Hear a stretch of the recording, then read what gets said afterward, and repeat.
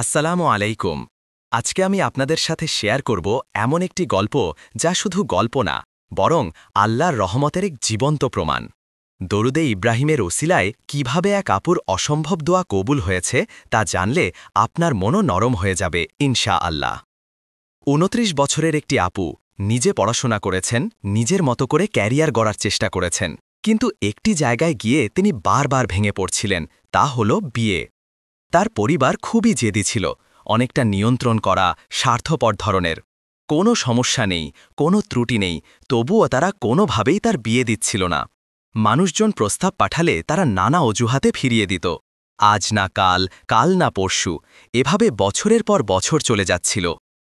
এই আপু ভেতরে ভেতরে ভেঙে পড়ছিলেন।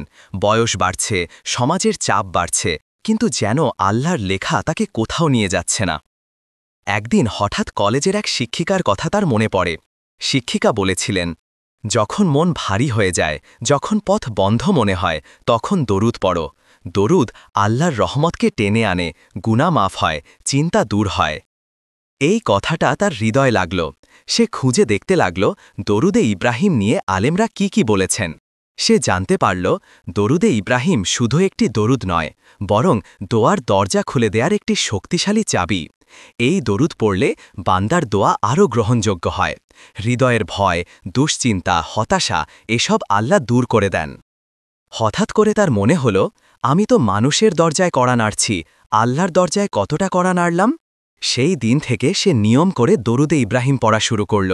নামাজের পর, রাতে ঘুমানোর আগে, ফাঁকে ফাঁকে, যখনই মন খারাপ হতো, চোখে পানি আসত, সে দরুদ পড়ত। দরুদ পড়তে পড়তে তার মন হালকা হতে লাগল।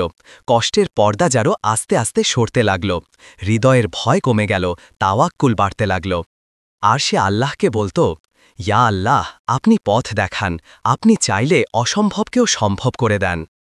মাত্র কয়েক সপ্তাহ পর এমন ঘটনা ঘটল যা সে কল্পনাও করেনি। যে পরিবার এতদিন বিয়ের কথা তুলতেই চাইত না, সেই পরিবার একদিন হঠাৎ নিজেরাই তার কাছে এসে বলল, আমরা তোমার জন্য একজন ভালো ধার্মিক ছেলে পেয়েছি, আমরা তোমার বিয়েটা দিতে চাই। সে অবাক হয়ে গেল, যারা এতদিন জেদ করে রেখেছিল তারা হঠাৎ করেই এত আগ্রহ দেখালো কেন? এটা ছিল আল্লাহর রহমত, কারণ আল্লাহ যখন চাইবেন এক মুহূর্তেই মানুষের মন বদলে যায়। তার বিয়ে হলো ঠিক যেভাবে সে চাইত, শান্ত, সম্মানজনক, সুন্দর পরিবেশে। নিজের পছন্দ মতো একজন সৎ, নেককার ছেলেকে জীবনসঙ্গী হিসেবে পেল। তার চোখে তখন শুধু অশ্রু, কৃতজ্ঞতার অশ্রু। ২৯ বছর বয়সে, যেখানে কোনো আশাই ছিল না, যেখানে মনে হতো এটা আর হবে না, সেখানে আল্লাহ কয়েক সপ্তাহেই তার দোয়া কবুল করে দিলেন। দরুদে ইব্রাহিম সত্যি দোয়া কবুলের দরজা খুলে দেয়। এটা শুধু শব্দ নয়, বরং আল্লাহর কাছে সংযোগ স্থাপনের একটি বরকতময় উপায়। যখন মানুষ মুখ ফিরিয়ে নেয়, যখন পৃথিবীর দরজা বন্ধ হয়ে যায়, আল্লাহর দরজা তখনও খোলা থাকে।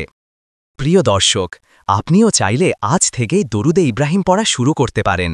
প্রতিদিন অল্প অল্প করে হলেও নিজের দোয়াকে, নিজের জীবনের পথকে আল্লাহর কাছে সোপর্দ করুন। হয়তো আপনিও খুব শীঘ্রই একটি অসম্ভব দোয়া কবুল গল্পের নায়ক বা নায়িকা হয়ে যাবেন। আল্লাহ আমাদের সবার হালাল কল্যাণকর দোয়া কবুল করুন। আসসালামু আলাইকুম ওয়া রাহমাতুল্লাহ।